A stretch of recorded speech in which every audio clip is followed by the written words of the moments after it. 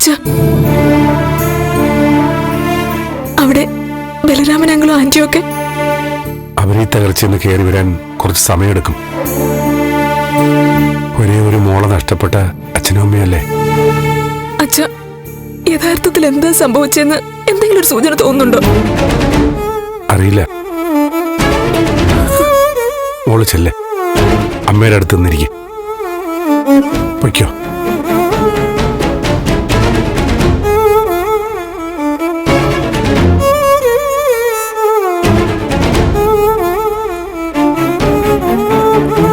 അച്ഛാ, ദേവിക്ക് മാധവനങ്ങളോട് അവരെവിടെയാ പോയത്?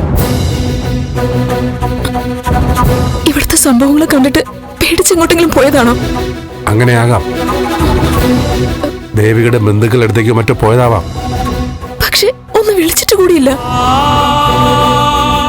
അവർക്ക് എന്തെങ്കിലും സംഭവിച്ചു എന്ന് എന്റെ പേടി. രാധികാന്റെ വിളിക്കാനും തോന്നിയില്ല. എല്ലാവരും മരവിച്ചിരിക്കും പോലെ ആയിരിക്കും. അതെ, ആരെയും വിളിക്കണ്ട. ഇതിന്റെ ഒരു വിഷമം എല്ലാവർക്കും 2-3 ദിവസം ഉണ്ടാവും. ഇന്ന് ഇടയ്ക്ക് ടെറസിലേക്ക് പോകണമായിരുന്നു, തുണി വിരിച്ചതെടുക്കാൻ. പക്ഷെ പോകാൻ തോന്നിയില്ല. ഒരു പേടി.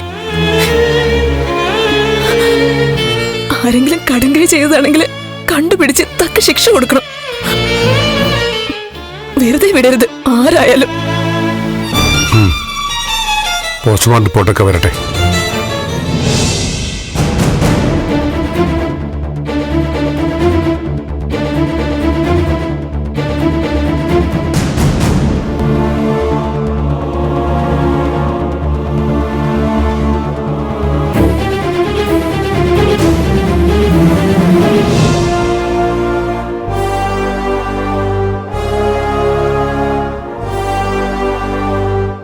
അമ്മയ്ക്ക് കഴിക്കാൻ എടുക്കട്ടെ?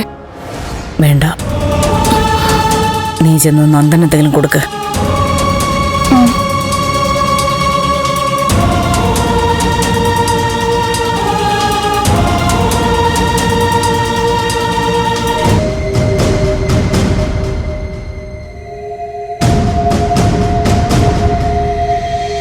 രാഷ്ട്രീയക്കാർക്ക് അഭിനയവും വഴങ്ങുമെന്നറിയാം, പക്ഷെ ഇത്ര നന്നായിട്ട് അഭിനയിക്കുമെന്നറിയില്ലായിരുന്നു. എന്താ പ്രഭ? നാടകം കൊള്ളാന്നു. എന്താ? എന്ത് നാടകം?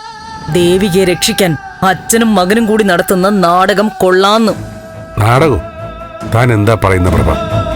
ഒന്നും അറിയില്ല. ദേവിക അപകടത്തിൽപ്പെടാതിരിക്കാനും അന്വേഷണം വരുമ്പോ ശ്രദ്ധ തിരിക്കാനുമായിട്ട് ഒരു നാടകം ഒരുങ്ങി വരിക അല്ലേ? സ്വന്തം മകനൊരു ചീത്തപ്പേര് വന്നാലും സാരമില്ല, മരുമോളും അവളുടെ അച്ഛനുമൊക്കെ കൊലക്കേസിൽ നിന്ന് രക്ഷപ്പെടണം. അതല്ലേ ഉദ്ദേശം? പ്രഭ, ഞാൻ പറഞ്ഞു, തർക്കത്തിനും ബഹളത്തിനുമുള്ള സമയമല്ല, ഒരുമിച്ച് നിൽക്കേണ്ട സമയമല്ലേ? സിദ്ധു, യഥാർത്ഥ കുറ്റവാളിയെ ഒളിപ്പിച്ചിരുത്തിയിട്ട് എന്നോട് വർത്തമാനം പറയരുത്.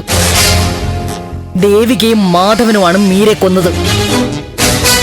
അത് സിദ്ധുവിനും നന്ദനും അറിയുകയും ചെയ്യാം.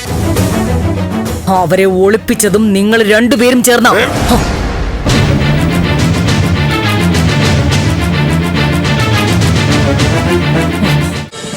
ഫ്ലവേഴ്സ് ഒരുക്കുന്ന കാഴ്ച വസന്തം യൂട്യൂബിൽ പ്രേക്ഷകർക്ക് ലൈവായി കാണാം. ഫ്ലവേഴ്സ് കോമഡിയിൽ ജോയിൻ ചെയ്യൂ, ആസ്വദിക്കൂ.